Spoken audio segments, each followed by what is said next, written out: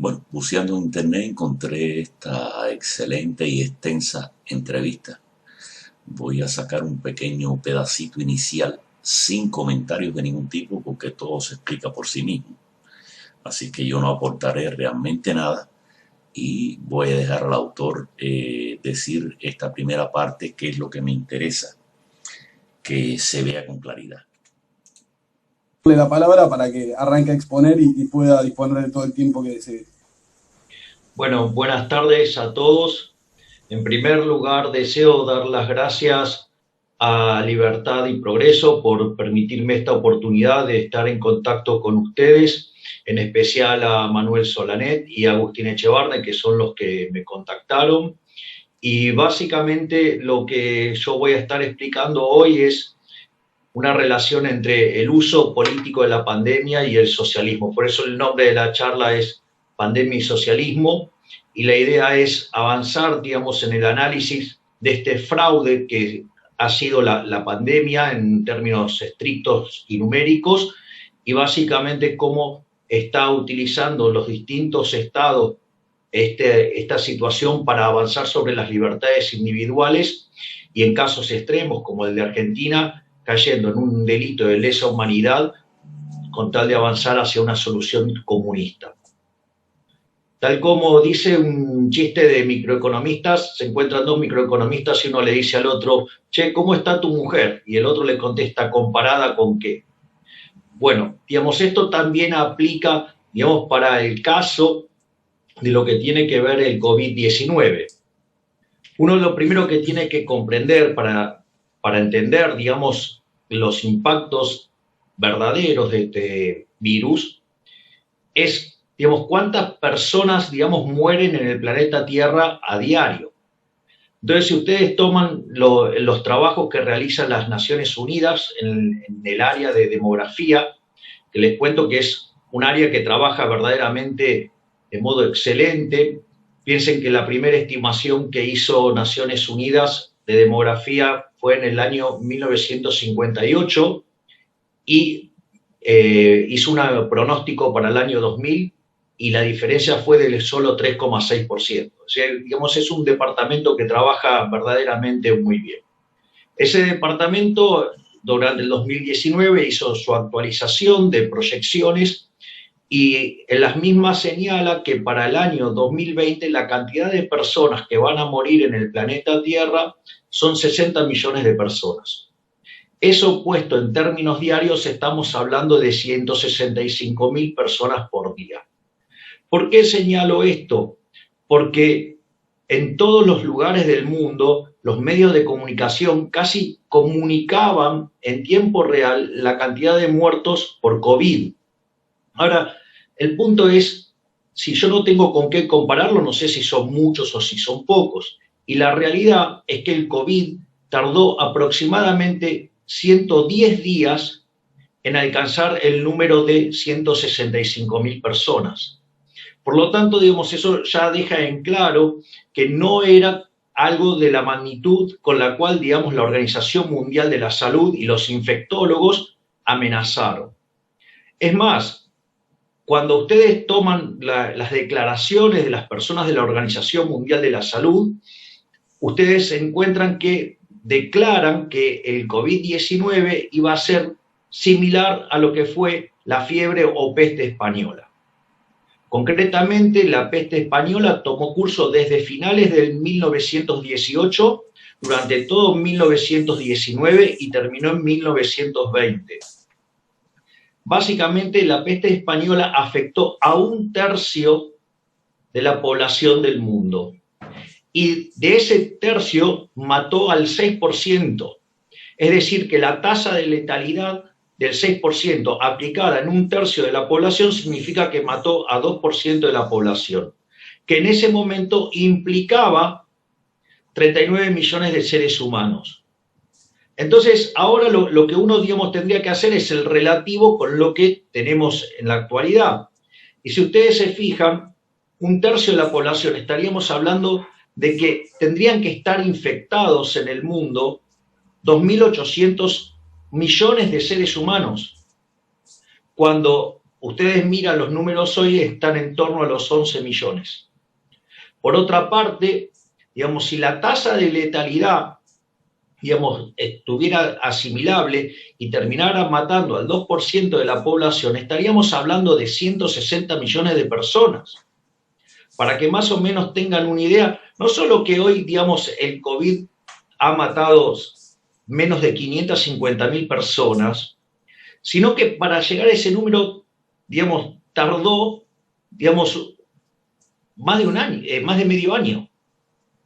Y ustedes lo que tienen que ver que si yo tomo ese número de 160 millones de muertos en un año y lo divido por 365, estaría cerca de 450.000 personas por día, digamos, cosa que efectivamente tampoco pasó. Entonces, lo que uno encuentra en esto, digamos que ha habido una exageración y un error de más o menos 300 veces en el cálculo de la cantidad de muertos. O sea, entonces, verdaderamente se ha espantado a la población con algo que no tiene sentido. El segundo punto es mirar el impacto económico que ha tenido esto. Esto es muy interesante porque hay un trabajo de Robert Barro, desde mi punto de vista, uno de los 3 especialistas más importantes del mundo en temas de crecimiento económico, digamos, junto a Xavier Salain-Martin y Paul Romer.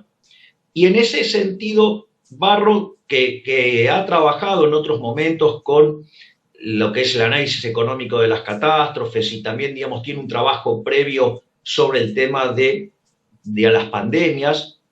Entonces, básicamente lo que hizo Barro fue estimar el impacto de la tasa de crecimiento del PBI per cápita asociado a un shock similar a la peste española.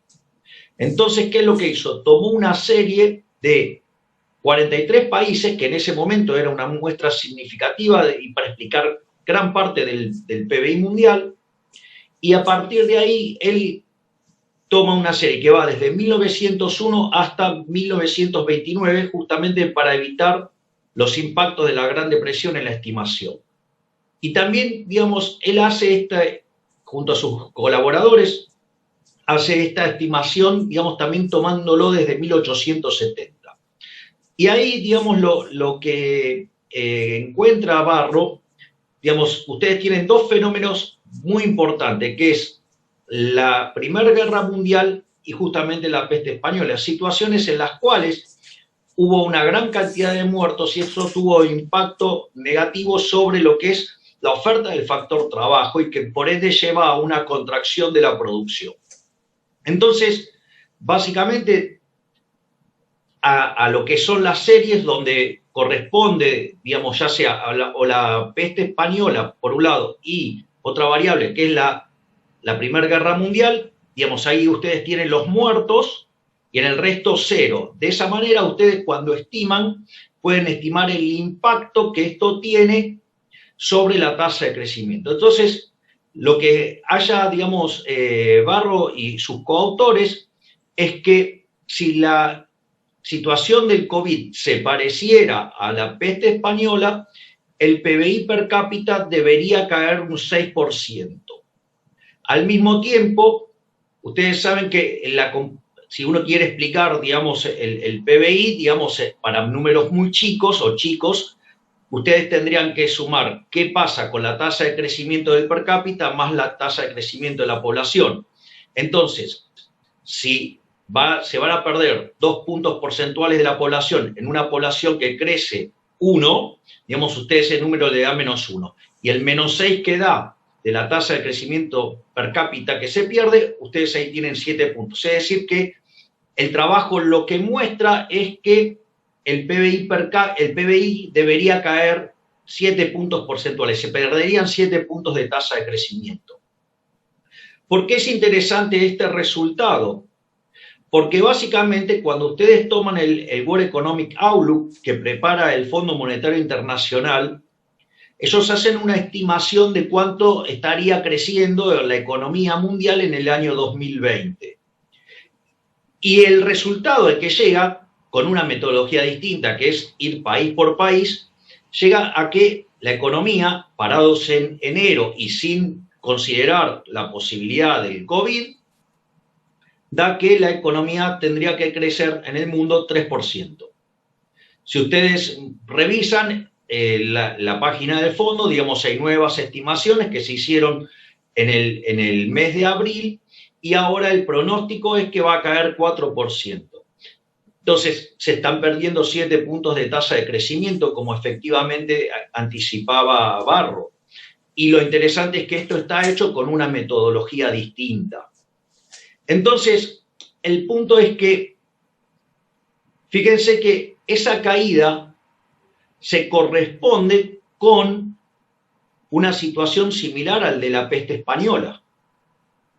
Sin embargo, hemos visto que el COVID está por lo menos 300 veces más abajo en capacidad de matar gente. Por lo tanto, cuando ustedes corrigen cuánto debería haber caído el PBI en función, digamos, de los muertos que ha dejado el COVID, ustedes se van a dar cuenta que el 99,8% de la caída del PBI está explicada por los modelos de cuarentena que ha impulsado la Organización Mundial de la Salud. Es decir, que básicamente ha causado un daño económico enorme por algo que no lo ameritaba cuantitativamente. Y ese es el primer punto. Ahora, claramente el problema no termina ahí, porque en realidad esa caída de la actividad no es gratis. O sea, ¿por qué? Porque ustedes lo que tienen que considerar es que esa caída en la actividad también implica caída en el empleo. ¿Sí? Y eso además golpea con mayor fuerza sobre aquellos trabajadores que son más vulnerables. De hecho, los estudios de la Organización Internacional del Trabajo estiman que en el primer trimestre del año se perdieron 4,5% de las horas trabajadas, que eso dentro de un trabajo normal de 8 a 9 horas, ¿sí?, por día, da como resultado que se perdieron 130 millones de puestos de trabajo. Es más, durante el segundo trimestre la cantidad de horas perdidas fue del 10,5%.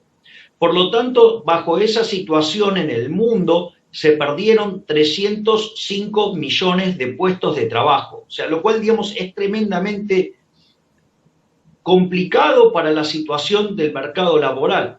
Es más, el salario promedio en el mundo durante dicho periodo ha mostrado una caída de alrededor del 60%.